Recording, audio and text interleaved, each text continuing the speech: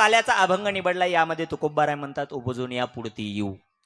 ज्या अर्थी येऊ म्हणतात त्या अर्थी त्यांचं येणं त्यांच्या हातात असलं पाहिजे. कारण येणं हातात असल्याशिवाय माणूस म्हणू शकत नाही की आम्ही येऊ. त्यांचं संत महात्म्याचं जे येणं आहे हे त्यांच्या हातात आहे. आम्ही वैकुंठवासी आलो. आलो म्हणजे स्वतः होऊन आलो का? आणलंय नाही महाराज. आलो याची कारणाशी म्हणजे येणं त्यांच्या हातात आहे. देवाचं जे प्रारब्ध आहे ते असणारं परिइच्छा प्रारब्ध आहे. संताचं जे प्रारब्ध आहे ते स्वइच्छा प्रारब्ध आहे. आणि तुमचं आमचं जे प्रारब्ध आहे ते अनिच्छा प्रारब्ध आहे.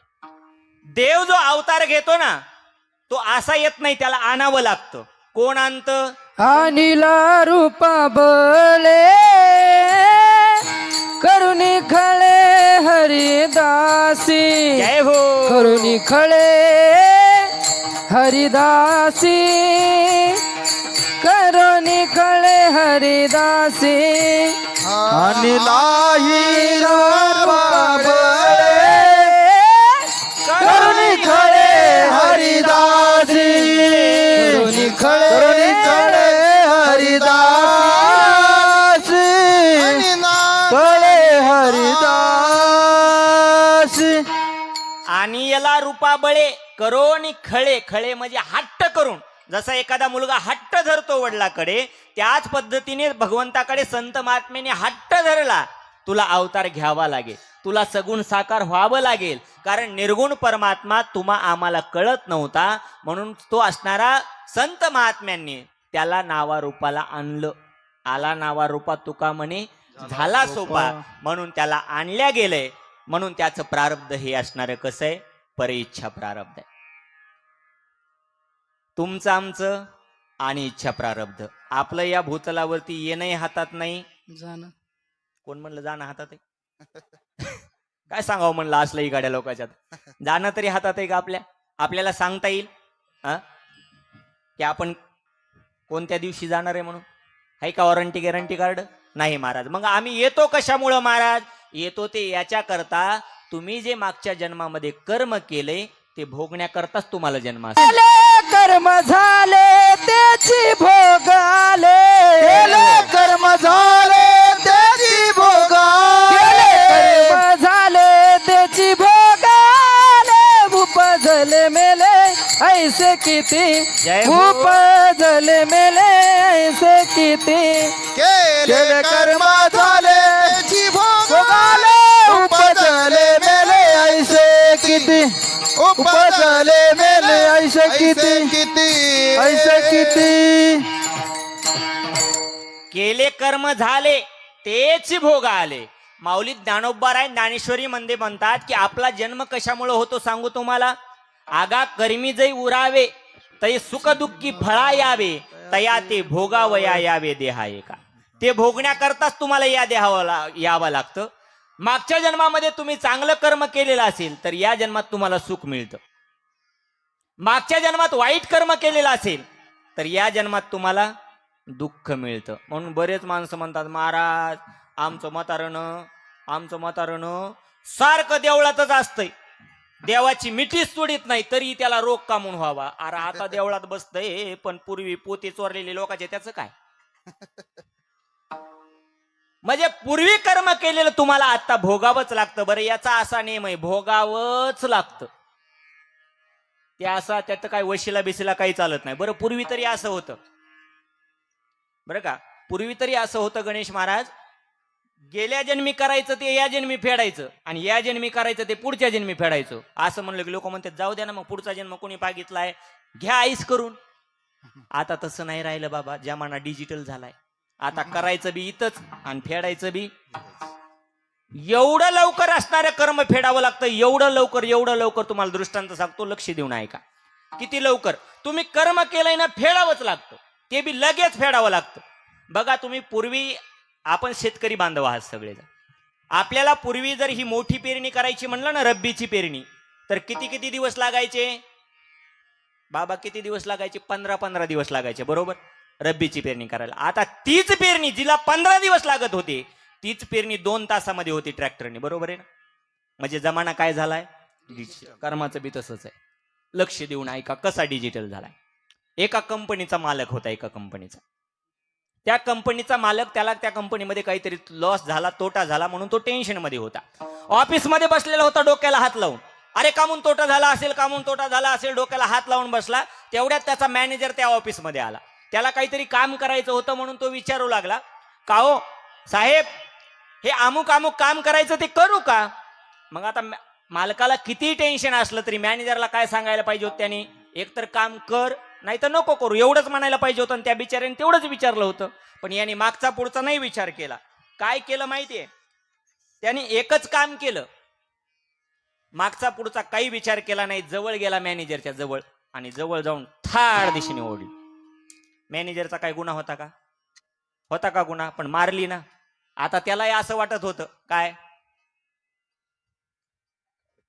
मालकाच्या वाजवा अशी वाटत होती. पण तो म्हणला पोटा पाण्याचा प्रश्न आहे, नोकरीचा प्रश्न आहे. आता जर याला हाणावी आपण तर हे आपल्याला कामावून काढून टाकील.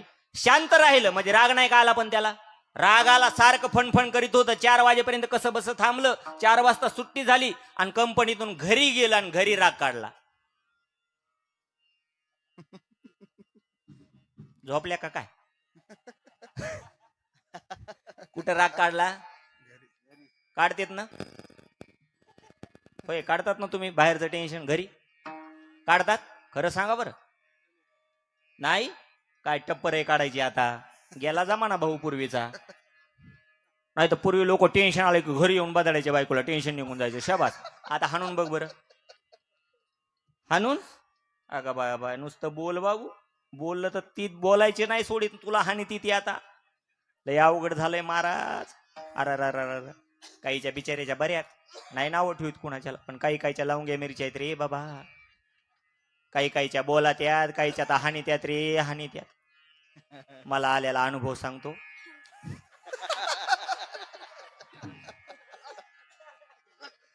का म्हणून हसायले? तुम्हाला वाटलं काय मला हाता घालून काढलं काय? एवढा इचकालेला बाजार आपला नाही. अनुभव आला म्हणजे आम्ही लोक कीर्तनाला जात असताना जे अनुभव येते तेच शेअर करतो आम्ही, बरोबर आहे की नाही? अनुभव आला म्हणजे असाच एके ठिकाणी कीर्तनाला गेलो. कीर्तनाला गेल्यानंतर कीर्तनाचं जे असणारं जो मंडप होता त्याच्या साईडला एक 3 मजली बिल्डिंग होती आणि आम्हा महाराज लोकांची फेटा बांधण्याची व्यवस्था, 15 मिनिटं तिथं बसण्याची व्यवस्था केलेली होती. मग मी तिथे गेलो. तिथे गेल्यानंतर पाहिलं 3 मजली बिल्डिंग. मी म्हणलं खूप मोठा परिवार आहे का म्हणून मोठी बिल्डिंग आहे. गेलो तिथं तर 2च जण, 75 वर्षाचं म्हातारण, 70 वर्षाची म्हातारी, टाकोबाटी काही विठोबा रुक्माई. रिअल म्हणलं बाबा 3 मजली बिल्डिंग आहे, कोणीच कसं नाही. म्हणले महाराज सगळे असणारे शिक्षित झालेले, सगळे मोठ्या मोठ्या असणाऱ्या सिटीमध्ये राहतात. इथं कोणीच नाही, आम्ही 2घच असतो. बोलणं वगैरे चालू होतं. रुपावळी वगैरे सुरू झाली. रुपावळी सुरू झाल्यानंतर मी फेटा बांधायला लागलो. फेटा बांधायला लागल्यानंतर त्याला कुठेतरी जायचं असेल म्हाताऱ्याला टॉयलेटला वगैरे, म्हणून मला म्हणलं तुम्ही फेटा बांधा, तोपर्यंत मी येतो जाऊन. म्हणलं जा. आतमध्ये गेलं म्हातारं. माझे 2-3 येडे फेटायचे झाले होते. तेवढ्यात आतून एक थाड दिशेने आवाज आला. माझं तर फेटाच खाली गळून पडला. मी म्हणलं बाबू कशाचा आवाज आला? तेवढ्यात म्हातारा हळूच तिकडून यायला होतं, पण गाल चोळीत यायला होतं. मी म्हणलं बाबा आतमध्ये आवाज कशाचा आला? ते म्हणले कुठं कशाचा? नाही नाही म्हणलं आतमध्ये काहीतरी वाजलं, मला ऐकू आलंय. काय झालं नेमकं? ते म्हणते महाराज भांडे पडलेत. मी म्हणलं शाबास, भांड्याचा आणि चापटीचा आवाज मला कळत नाही होय? खरं सांगा बाबा काय झालंय? म्हणजे महाराज बसा.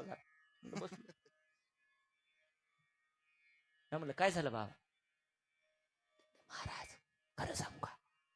मी म्हणलं का आतापर्यंत खोटच बोलत आला ना, आता तरी खरं सांग ना बाबा. सांगा ना खरं लवकर, काय झालं?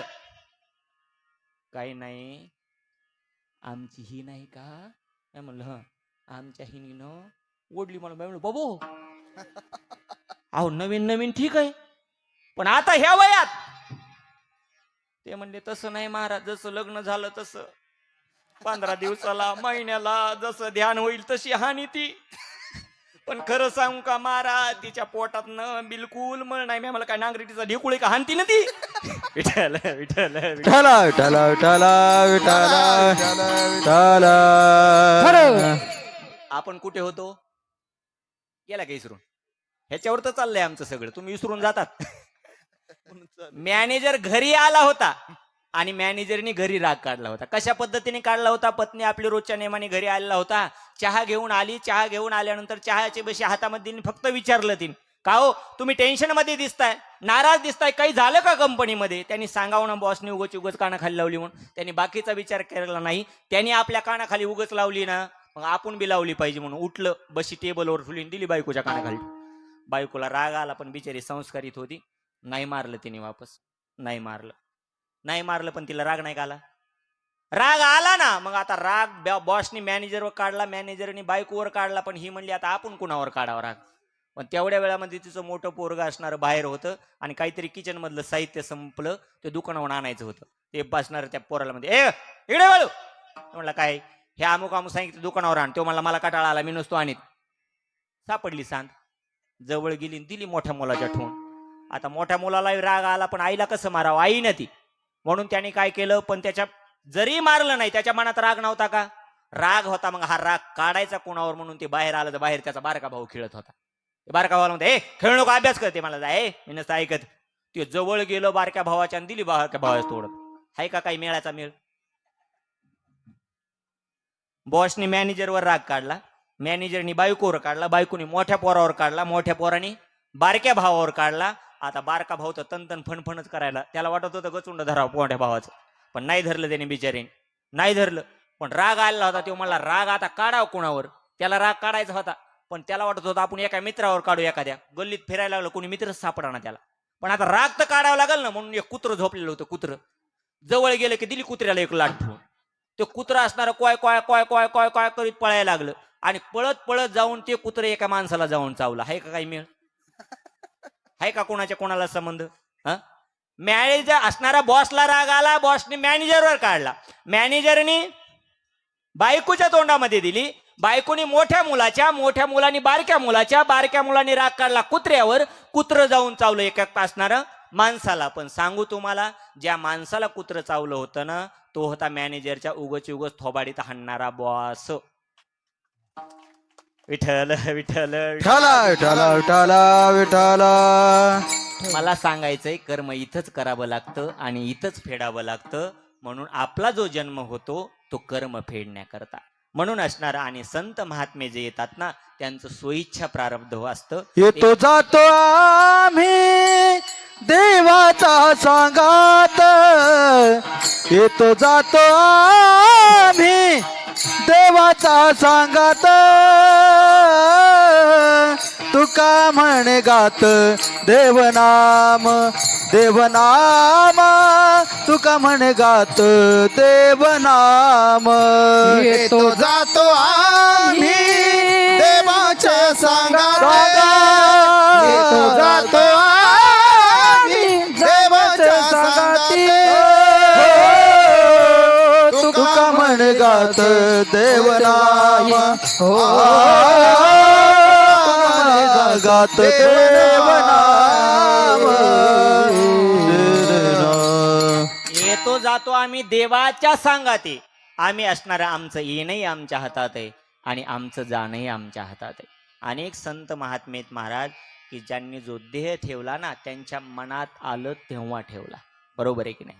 माऊली समाधीस्थ झाले, त्यांच्या मनाने झाले का काळाच्या मनाने झाले महाराज? नाही, त्यांच्या मनाने. याचा अर्थ येणं जाणं त्यांच्या हातात आहे. बरं, येऊ म्हणतात इथे, याचा अर्थ या देहाचं महत्व त्यांना कळालं असावं. काही जणाला हा देह मिळालाही नाही, कळालाही नाही. काही जणाला कळाला पण मिळाला नाही. काही जणाला मिळाला पण कळाला नाही. काही जणाला मिळालाही आणि कळालाही. हे तुम्हाला कळलं की नाही? मला काय कळालं नाही. विठ्ठल विठ्ठल विठ्ठल. काहीला देह मिळालाही नाही, कळालाही नाही. कुणाला? पशु पक्षाला हा नर देह मिळालाही नाही, कळालाही नाही. पशु काय पाप पुण्य जाणती, उत्तम मध्यम भोग भोगिती, काही एक उपजता मरती. बरोबर आहे की नाही? म्हणून असणारं पशुला पाप पुण्य असणारे काही नाही. या देहाचं त्यांना महत्व कळालंही नाही आणि त्यांना मिळालाही नाही. काही जणाला कळाला, मिळाला मात्र नाही. कोणाला कळाला?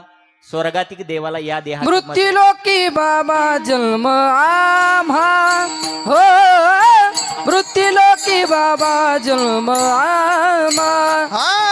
मृत्यूलोकी बाबा जन्म आम्हा, मृत्यूलोकी बाबा जन्म आम्हा. स्वर्गीचे अमर इच्छिता ती देवा, स्वर्गीचे अमर इच्छिता ती देवा, स्वर्गीचे अमर इच्छिता ती देवा.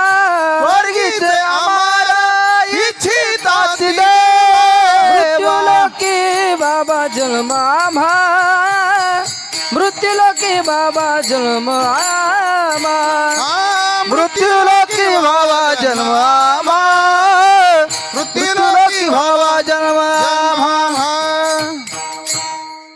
स्वर्गीचे अमर इच्छिता ती देवा मृत्यूलोकी व्हावा जन्मामा. का मृत्यूलोकामध्ये जन्म व्हावा? कारण याची देही घडे देवाचे भजन. या देहाशिवाय दुसऱ्या देहामध्ये भजन नाही, म्हणून आम्हाला मृत्यूलोकामध्ये जन्म व्हावा. त्यांना कळाला मिळाला मात्र नाही. इहलोकीचा हा देह देव इच्छिता ती पाहे. कळाला मिळाला नाही. आपल्याला मिळाला, आपल्याला कळाला का? खरंच जर या देहाचं महत्व कळालं असतं तर आपण दारू पिऊन गटारीमध्ये लोळलो नसतो. बरोबर आहे ना? आपल्याला कळालंय की या देहाचं महत्व? ज्या दिवशी कळेल आपल्याला या देहाचं महत्व किती आहे, त्या दिवशी हा देह आपण सत्कार्याला रावल्याशिवाय राहणार नाही. हा देह फक्त समाज कार्य करताय, हा देह फक्त संत सेवे करताय, हा देह फक्त देश सेवे करताय. पण याचं महत्व आपल्याला कळत नाही. कधी विचार केलाय आपल्या देहाचा आपण? किती सुंदर देह दिलाय देवाने आपल्याला महाराज. देवी दिला देह भजना गोमटा. गोमटा मीन्स काय? बेकार. गोमटा म्हणजे चांगला, ब्युटिफुल, सुंदर. एवढा सुंदर देह दुसऱ्याचा नाही रे बाबा. सुंदर देह बघा तुम्ही, आधी जी निर्मिती केली होती ना देवाने, आधी सगळे असणारे जलचर भूचर हे निर्माण केले. आधी सगळे आडव्या चेशीचे मॉडेल तयार केले. साप, कुत्रा, मांजर, गाढव हे सगळे तयार केले. आणि देवाने एकदा फेरफटका मारला. आपण निर्मिती केलेले जे असणारे लोक, जे प्राणी, ते प्राणी आपलं भजन करतात का पाहू म्हणले. आता प्राणी हे कुठं भजन करीत असतात होय? मग देवाला वाटलं अरे हे सगळे आडवेच तयार केलेत म्हणून हे आडवे वागत आहेत आपल्या संग. आपण एक काम करू, उभ्या चेशीचं मॉडेल तयार करू. आणि हे उभ्या चेशीचं मॉडेल तयार केलं. कोणतं? हे. कशामुळं? हे सरळ केलं तर हे काय करल? कसं वागल? वागतंय का सरळ? होय वागतंय. गावात सप्ताह असू द्या आडवच, गावात एखादं चांगलं काम असू द्या आडवच, आरक्षणाचं काम असू द्या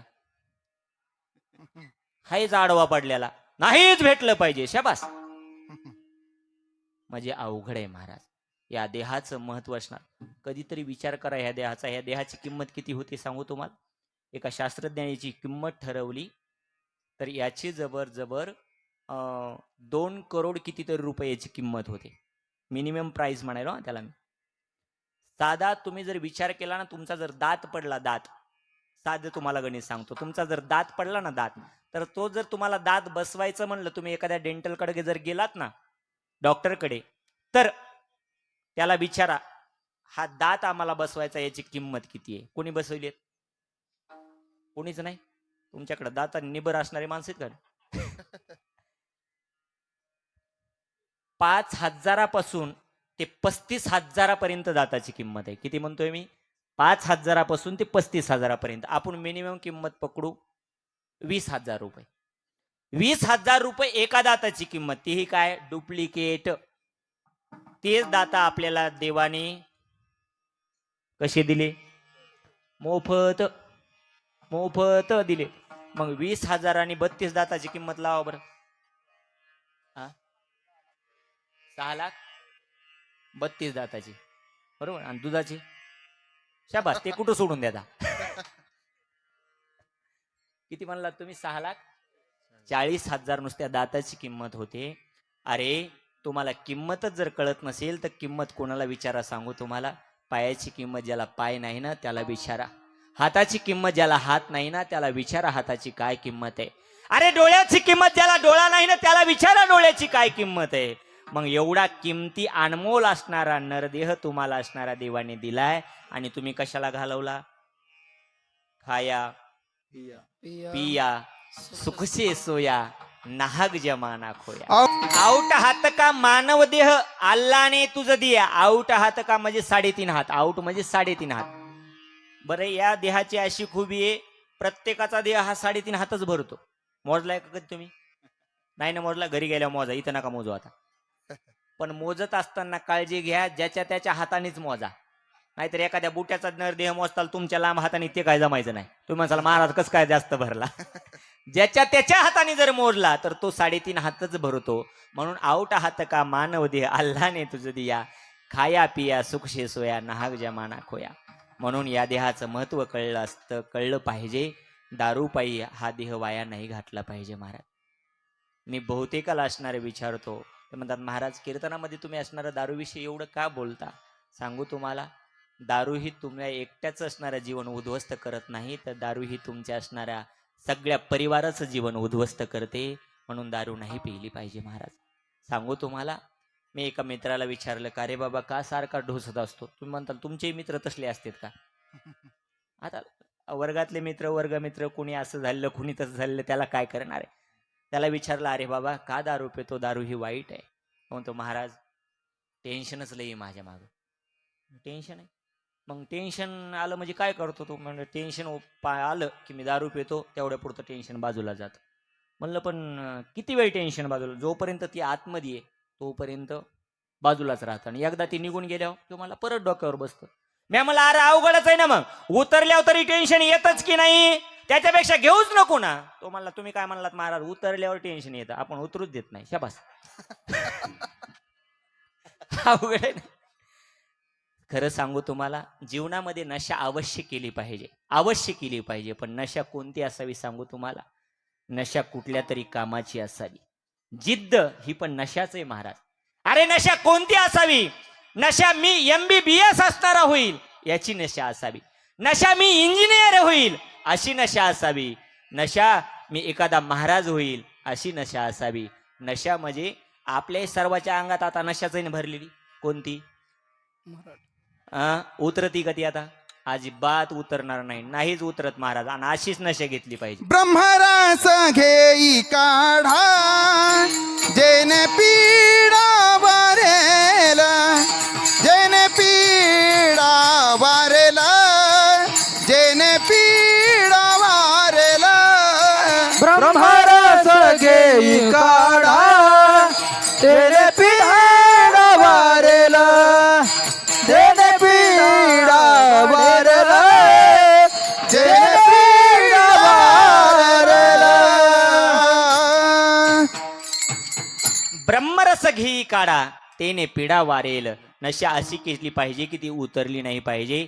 कितीही तुम्ही ब्रँडेड दारू पिलात तर ती उतरल्या जाते, पण ही जी रामनामाची वगैरे नशा आहे ना, ही मात्र उतरत नाही. मी सांगत असतो, तू कितनीही पॉवरफुल शराब पी, आधी रात में उतर जाएगी. ऐकताय ना. तू कितनीही पॉवरफुल शराब पी, आधी रात में उतर जाएगी. प्याला पियो मेरे श्री राम नाम का, तेरी जिंदगी सवर जाएगी, तेरी जिंदगी सवर जाएगी. अशी नशा माणसाने केली पाहिजे. म्हणून आपल्याला मिळाला कळाला मात्र नाही, पण संत महात्म्याला मिळालाही आणि कळालाही, म्हणून तर ते म्हणतात आम्ही पुन्हा जन्माला येऊ. उपजोनिया पुढती येऊ, जय हो. उपजोनिया पुढती येऊ, उपजोनिया पुढती येऊ, उपजोनिया पुढती येऊ. उपजोनिया पुढती येऊ, उपजोनिया पुढती येऊ, उपजोनिया पुढती येऊ, उपजोनिया पुढती येऊ. उपजोनिया पुढती येऊ, काल खाऊ दही भात. उपजोनिया पुढती येऊ, काल खाऊ दही भात. वैकुंठी तो ऐसे नाही, वैकुंठी तो ऐसे नाही. उपजोनिया पुढती येऊ, काल खाऊ दही भात. उपजोनिया पुढती येऊ, काल खाऊ दही भात. वैकुंठी तो ऐसे नाही, वैकुंठी तो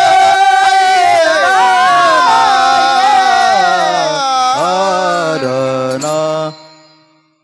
संत महात्म्यांना हा देह कळाला पण आणि मिळाला पण, म्हणून तर असणार तुकोबाराय म्हणतात, आम्ही पुन्हा जन्म घेऊ, उपजून या पुढती येऊ, काला खाऊ दही भात. काय करणार महाराज तुम्ही? काला खाणार. बरं, दही भाताचा, दही भात खाण्याकरता इथं यायचं. दही भात हे रूपक आहे महाराज. दही भात म्हणजे काय? जीव ब्रह्म, दही भाताचं ऐक्य म्हणजे जीव ब्रह्माचं ऐक्य, देवाचं आणि आपलं मिलन. हा पण एक काला आहे. तुका म्हणे काला कुठे अभेद देखिला, मी तू पण जाऊ दे दुरी, एकची घोंगडी देव पहावयासी गेलो, तेथे देवाची होऊन ठेवलो. हे ना, याला काला म्हणतात. आणि हा काला करण्याकरता आम्ही इथे जन्माला येऊ. महाराज तुम्ही म्हणताय इथे जन्माला येऊ आणि इथे काला खाऊ, मग तुम्ही जिथे तिथे काला नाही का? महाराज म्हणतात वैकुंठी तो आयशे नाही, कवळ काही काल्याचे. तिथे वैकुंठामध्ये तो काला नाहीये. का वैकुंठामध्ये काला नाही? त्याचं सोपं उत्तर देऊन जातो. सोपं काय? काला करायचा म्हणलं तर देव आणि भक्त दोघेही लागतात. वैकुंठामध्ये देव आहे आणि या लोकामध्ये इथे संत आहेत. देवाला तिथे करमत नाही, एकटाच राहतो म्हणून. ज्या सुखाकारणे देव वेडावला, वैकुंठ सोडोनी आणि इथं मृत्यू लोकामध्ये देव पण आहे आणि संत पण आहेत, म्हणून इथे काला होतो, वैकुंठात होत नाही. वैकुंठी तो आयशे नाही, कवळ काही काल्याचे. महाराज तुम्ही म्हणताय ते खरे, पण तुम्ही काला एकटेच खाणार का? महाराज म्हणतात नाही ना. अभंगाचं एकमेका देऊ मुखी, एकमेका देऊ मुखी, देवमुखी, एका देवमुखी, एकमेका देऊ मुखी, एकमेका देऊ मुखी, एकामेका देवमुखी, एकामेका देवमुखी. सुखे घालू हुंबरी, जय हो. सुखे घालू हुंबरी, वैकुंठी तो ऐसे नाही, वैकुंठी तो ऐसे नाही.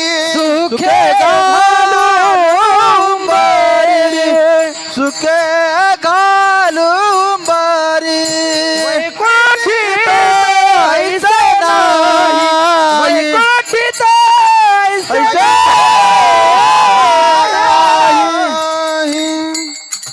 महाराज एकटे खाणार का तुम्ही?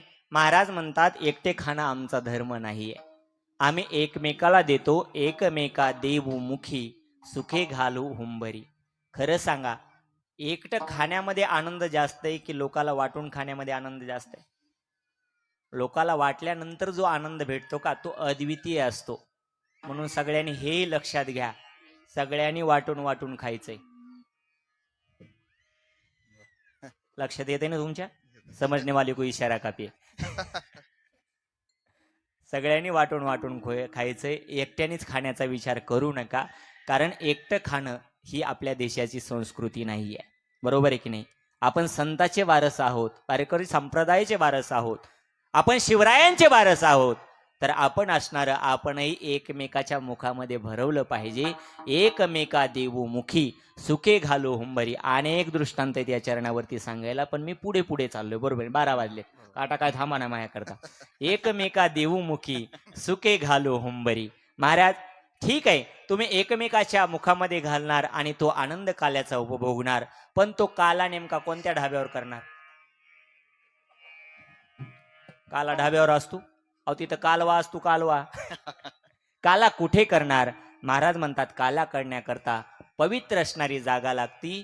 ती पवित्र जागा वाळवंट आहे. तुका म्हणे वाळवंट, तुका म्हणे वाळवंट, तुका म्हणे वाळवंट, तुका म्हणे वाळवंट. म्हणत बरवे नीट उत्तम, बरवे नीट उत्तम, वैकुंठी तो ऐसे नाही हो, वैकुंठी तो ऐसे नाही.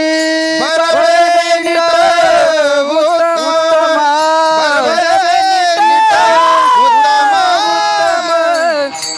वैकुंठी तो ऐसे नाही वैकुंठी तो ऐसे ऐसे नाही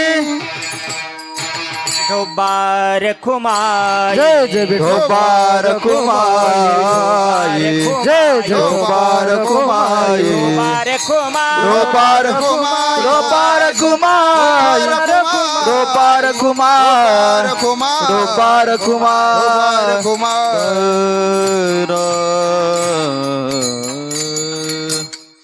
तो काला तुम्ही कुठे करणार महाराज तुकोबाराय म्हणतात तुका म्हणे वाळवंट वाळ एकमेका देवमुखी चालू आहे ना